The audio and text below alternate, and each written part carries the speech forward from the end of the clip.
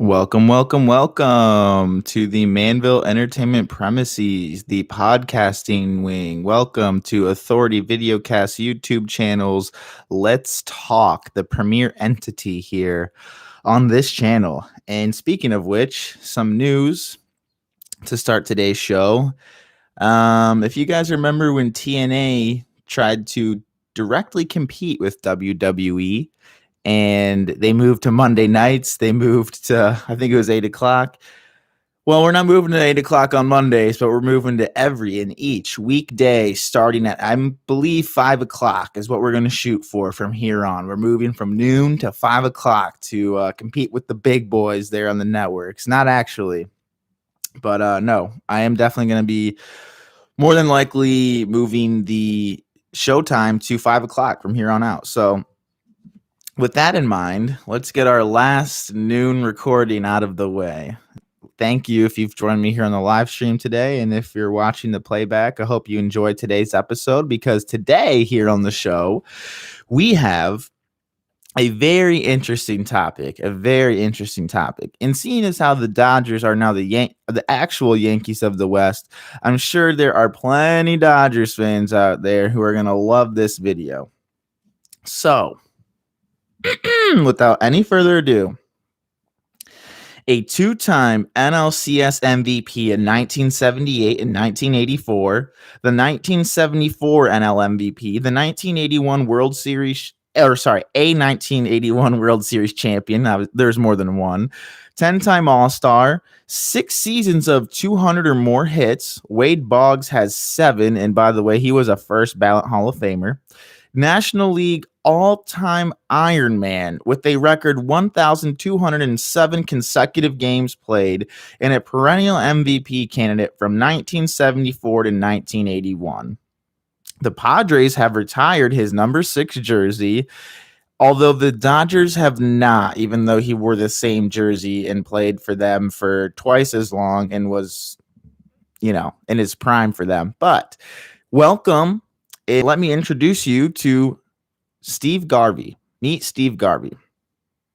Now, I've been talking a lot with one of my friends lately and comparing him to Wade Boggs, but I think that to compare him to Wade Boggs is a little unfair. Obviously, I love the caveat that he only has one less 200 hit season, because everyone looks at Wade Boggs as this incredible hitting machine, but in reality, in their prime, Steve Garvey wasn't that far off of Wade Boggs. Now, Wade Boggs was, the purest of pure hitters here, but he really racked up those 200 hit seasons in a similar fashion that Wade Boggs did. He was a career 294 hitter. He won 4 Gold Gloves at first base. And in 1981, Steve Garvey won the Roberto Clemente Award. So he's a nice guy, you would think, right? So what gives? Because if anyone knows anything about Steve Garvey is arguably the most famous, or rather the most infamous player in baseball history that's not in the Hall of Fame. And so what gives, you ask? It comes down to one thing.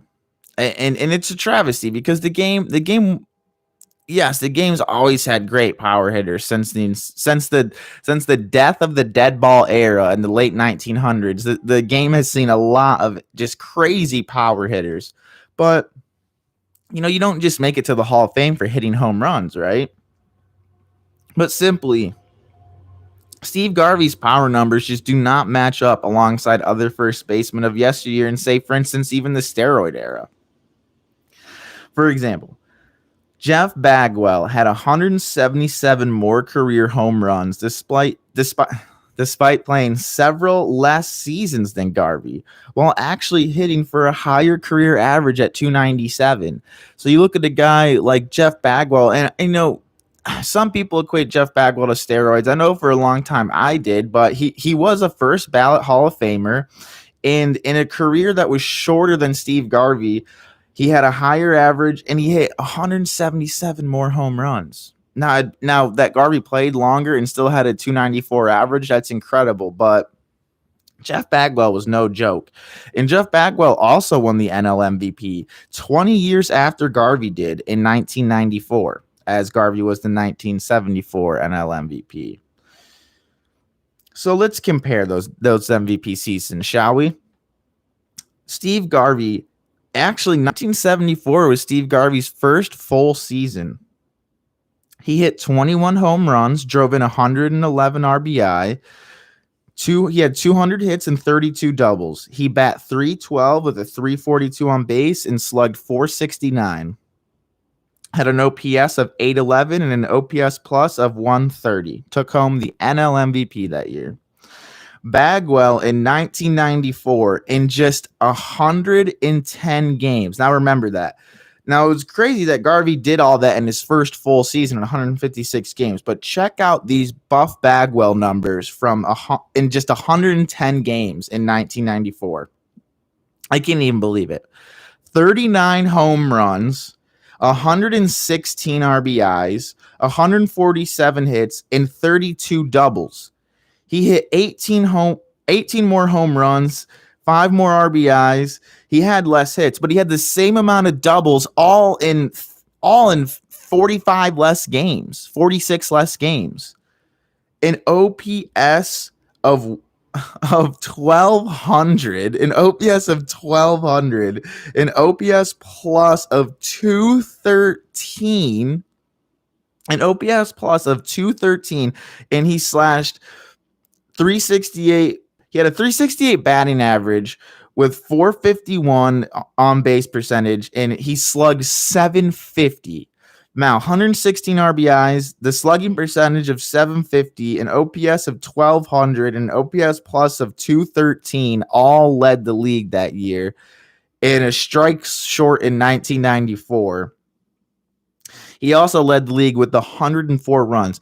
Jeff Bagwell scored 104 runs in 110 games in 1994. Jeff Bagwell basically scored every single game in 1994. So that's where, if you want to do more research, you can go and you can look at Steve Garvey's Baseball Reference, but essentially Steve Garvey, compared to other first basemen, his numbers just overall, like, they don't match up. There's a couple different drop down tabs you can use on Baseball Reference. One which shows his Hall of Fame numbers, which just don't look good for him. I'll be honest. There's one number that he's good on, and the rest he's well off. And then if you go to his career comparison. Now, famously, Grady Sizemore in his first couple years has the comparison to Barry Bonds and like Willie Mays or like something like that. And it's really fun to use this tool on baseballreference.com. But Steve Garvey's number one, basically throughout his career, his number one comp was Garrett Anderson. And Garrett Anderson is not a Hall of Famer. I mean, maybe he is. Maybe that's another video where I can dive deeper into Garrett Anderson's career. But I always saw Garrett Anderson as, a couple-time All-Star. I think he hit in the home run contest one year. I never saw him as a Hall of Fame player. I just saw him as like a really good player, a name I remember from my childhood. But I wouldn't have ever argued Garrett Anderson for the Hall of Fame. And so if you're to argue, it looks like if you're to argue Steve Garvey for the Hall of Fame, you're essentially doing something similar as arguing Garrett Anderson for the Hall of Fame.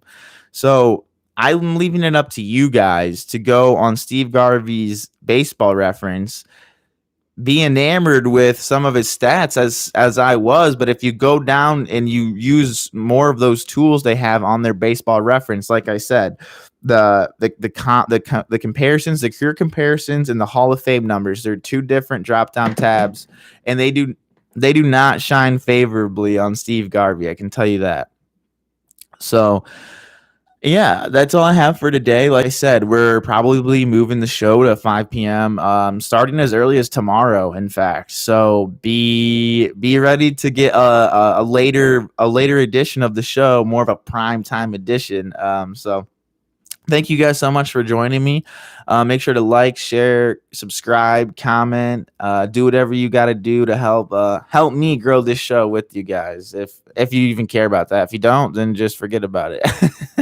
All right. I love you guys. See ya.